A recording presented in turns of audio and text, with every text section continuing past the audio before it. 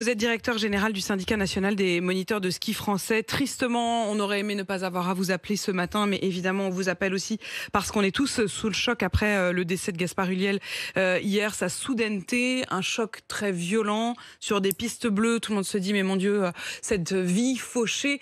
Et il faut en profiter pour malgré tout rappeler les règles de sécurité. Jean-Marc Simon, on a du mal à croire que sur une piste bleue, sans danger, on puisse mourir comme ça. Oui, bonjour. On est tous également très touchés et très sensibles à ce qui s'est passé, aux deux accidents mortels qui viennent d'arriver, dont une petite fille à Flaine. Toute la profession vit ces instants avec difficulté parce qu'on n'est pas là pour ça.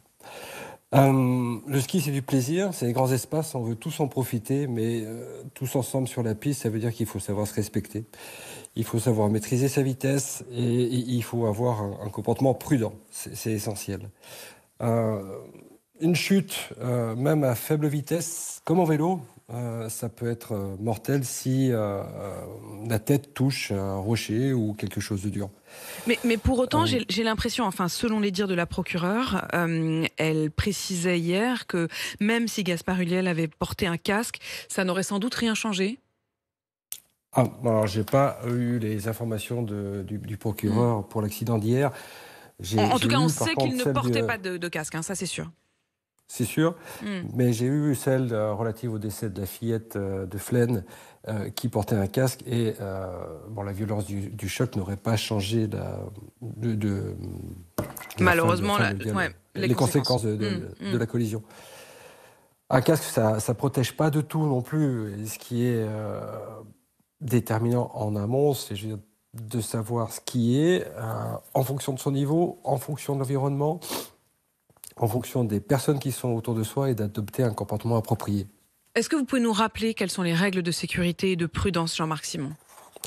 Je ne vais pas toutes vous les rappeler. Il y en a 10 qui sont élaborées par la FIS, la Fédération internationale de ski, qu'on rappelle systématiquement à tous nos élèves.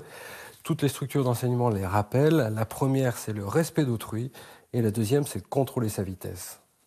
Respect d'autrui, contrôle de la vitesse. Jean-Marc Simon, est-ce que vous voyez davantage d'accidents aujourd'hui, alors précisément qu'il y a beaucoup de skieurs qui n'ont pas skié à cause de la pandémie pendant les 2 années qui viennent de s'écouler? Est-ce que ça a une incidence, c'est-à-dire le fait d'avoir quand même un peu perdu l'habitude?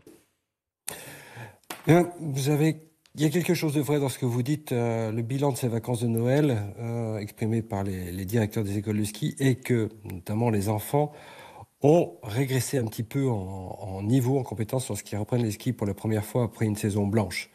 Il faut se réapproprier cette pratique, c'est des réflexes, retrouver ses repères. Donc ça impose d'aller au ski en ayant un temps de réserve pour retrouver ses marques. Il ne faut pas se lancer sur les pistes comme si on pensait ne pas avoir eu d'interruption de pratique. Il faut retrouver ses repères, surtout quand on est touriste, amateur et qu'on y vient une fois par an, pour ne pas se mettre en danger. Nicolas Poincaré, voulez-vous poser une question? Oui, Jean-Marc Simon, j'ai remarqué que dans les stations de ski, désormais, pratiquement tout le monde porte un casque, sauf les moniteurs. Pourquoi est-ce que les moniteurs ne portent pas de casque? Je partage pas. On a fait une enquête il y a très peu de temps. À peu près la moitié des moniteurs de ski déclarent porter un casque. Ça dépend des conditions, ça dépend de la pratique de ce qu'ils ont à faire. Porter un casque pour accompagner des très jeunes enfants dans un club piou-piou n'est pas forcément indispensable. Mais est-ce qu'il faudrait le rendre obligatoire? Je ne suis pas partisan de ce type d'approche et de créer des obligations dans cet espace de liberté qui est surtout un espace où on doit se comporter en tant qu'adulte responsable et prendre des dispositions qu'on jugera utiles par rapport à ce que l'on veut faire comme pratique. Si je vais hors piste, si je vais faire de la compétition, je mets un casque. Si je skie tranquillement avec des petits-enfants sur une piste bleue sans trop de danger, je ne vois pas la raison réellement de porter un casque. Merci. Vous êtes... Merci beaucoup Jean-Marc Simon pour toutes ces précisions. Je rappelle que vous êtes le directeur général du syndicat national des moniteurs de ski français.